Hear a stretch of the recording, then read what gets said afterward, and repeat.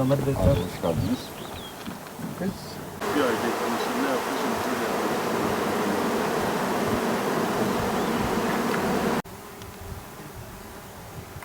Bunlar beyazları vardı. Beyazlar.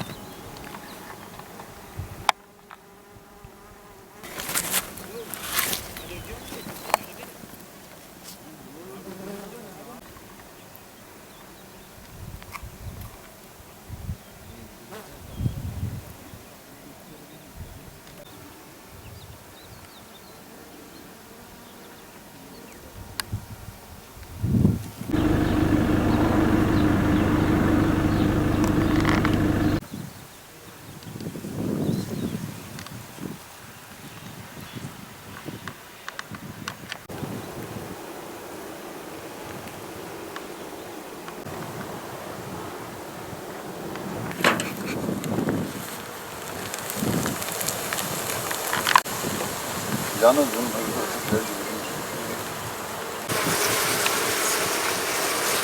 ama azlar başladı. Böyle arasında belli olmayan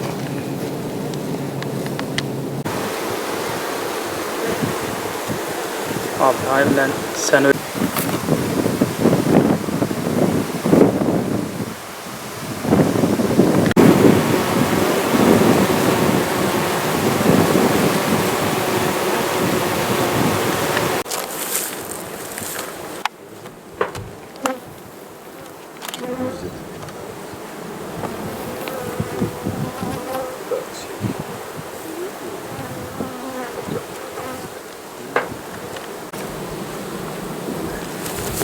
şu arının yumurtaları.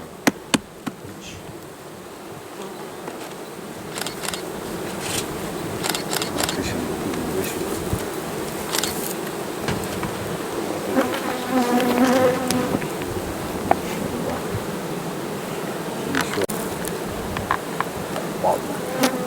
Vallahi delik.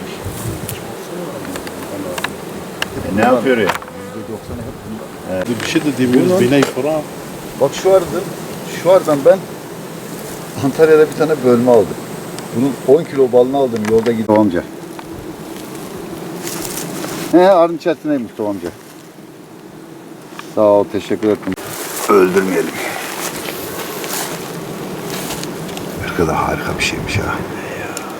Keşke ağacını kafes getirseydin. Kafes yok mu? Ya zaten? var ya vallahi dur. Vallahi Alayım ya zaten. madem seviyorum.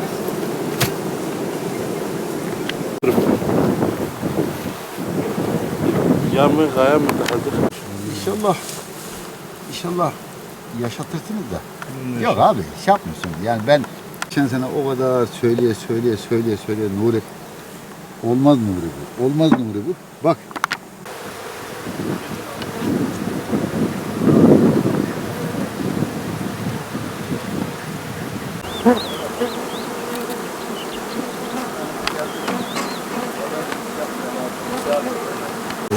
Yani damızlık arıları da ben kendim Ukrayna'dan getiriyorum. Karadeniz'in yüksek olan arı olacak.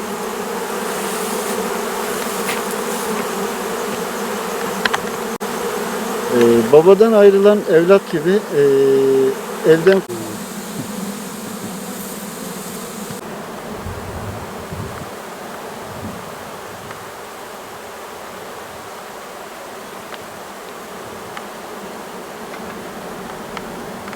Selim Yılmaz.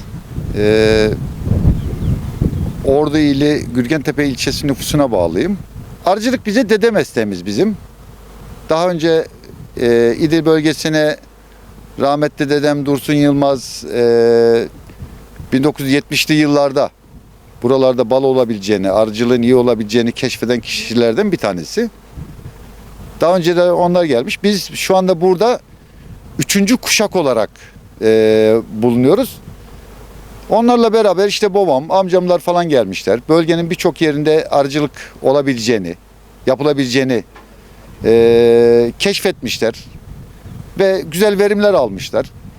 İdil, Güneydoğu, Cizre bölgesi, yani özellikle İdil diğer aşağı bölgelerden biraz daha yüksek olduğu için havaların ısınmasıyla beraber işte çiçeklerin burada daha sağlıklı açtığını, arıcılığın daha sağlıklı olduğunu biz daha sonra arayıp bunu keşfettik.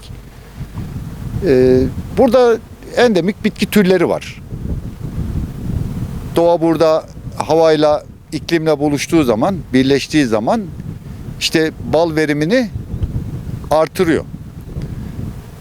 Biz 600 kovanla çalışıyoruz. Biz mesela geçen sene arılarımızı buraya hiç getiremedik. Çünkü kurak bir mevsimdi. Ama bu sene maşallah doğa çok güzel. Bu sene verimli bir yıl, çok verimli bir yıl. Yani bu kovanbaşı rekortemiz bazı yıllar İdil için konuşuyorum.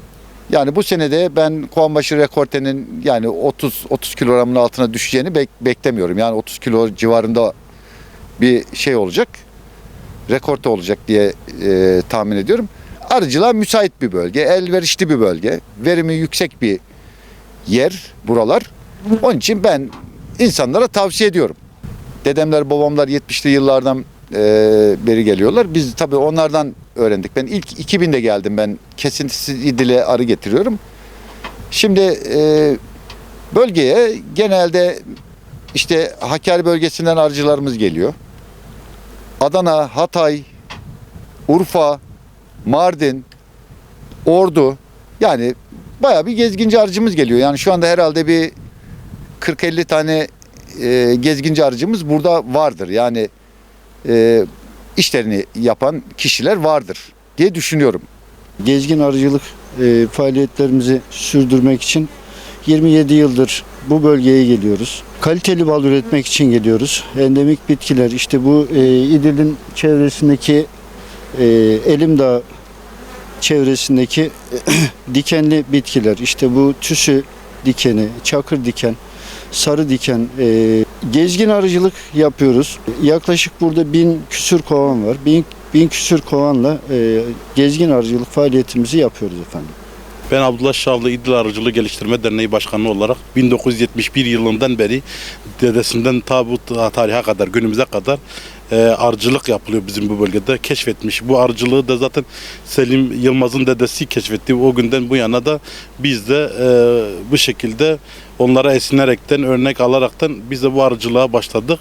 Geçen sene bir kuraklık olduğu için bal alamadık. Bu sene de yaklaşık bir kovan başı 30 ile 50 kilo arasında bir bal almayı düşünüyoruz. Yani Allah izin verirse.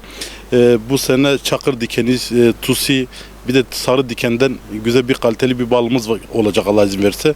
Bir de yonca dediğimiz, üçgül dediğimiz çiçeklerden bal alacağız Allah izin verirse.